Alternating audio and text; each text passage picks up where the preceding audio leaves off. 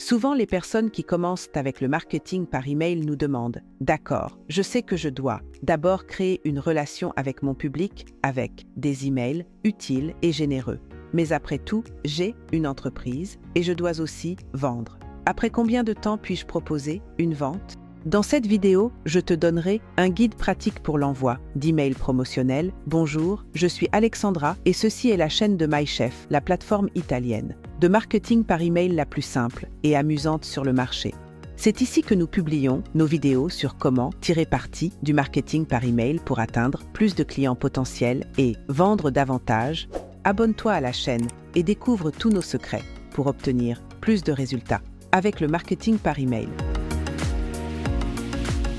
Le marketing par email est l'un des outils les plus efficaces pour créer une relation de confiance, destinée à durer avec votre public. Et ce n'est pas un hasard s'il représente l'une des stratégies de marketing digital les plus rentables. Pourtant, pour obtenir le maximum, il est nécessaire de connaître les bonnes stratégies pour améliorer vos conversions. Aujourd'hui, je vais te montrer comment tirer le meilleur parti de tes campagnes d'email marketing et je te donnerai quelques conseils pour commencer à vendre davantage.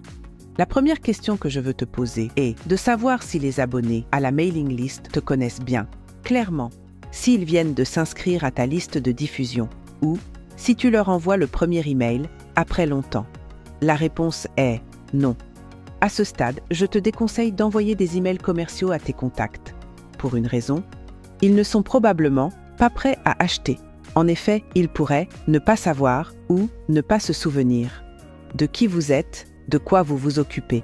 Garde toujours à l'esprit que tes contacts doivent être prêts à accueillir ta proposition de vente. S'ils ne connaissent pas bien le sujet que vous traitez, s'ils ne savent pas quels bénéfices ils peuvent en tirer, il leur sera difficile d'acheter les produits ou les services que vous proposez.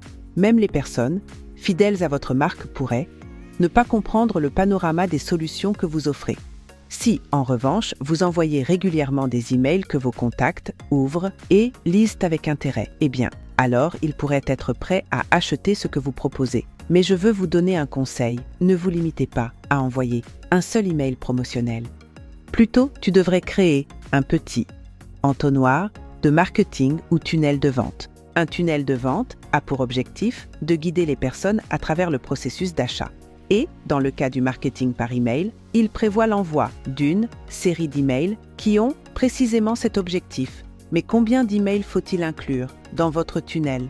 Mon conseil est d'envoyer toujours au moins 3-4 emails à quelques jours d'intervalle pour un sprint de Vendita soft qui dure environ une semaine. Et vous pourriez le structurer de cette manière. Le numéro 1 pourrait être un teaser où tu introduis le problème de manière à ce que les personnes concernées puissent se reconnaître. À la fin, tu pourrais mentionner qu'une solution existe et que je vais bientôt te la présenter. Terminer par une question, quelque chose d'intriguant à laquelle seule elle peut répondre. Email numéro 2. Présentez votre offre.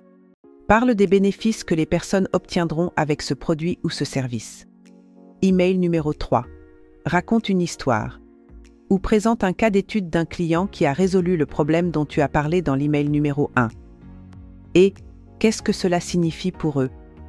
Et le numéro 4, il incite à l'action en introduisant un sentiment de rareté ou d'urgence, mais seulement si c'est authentique. Non, pas pour manipuler les gens, mais pour inciter à l'action ceux qui sont déjà convaincus. Ce schéma fonctionne très bien pour ceux qui vendent des services, mais il peut également être adapté à ceux qui possèdent un e-commerce. Mais je veux te donner un exemple pratique aussi pour ce cas.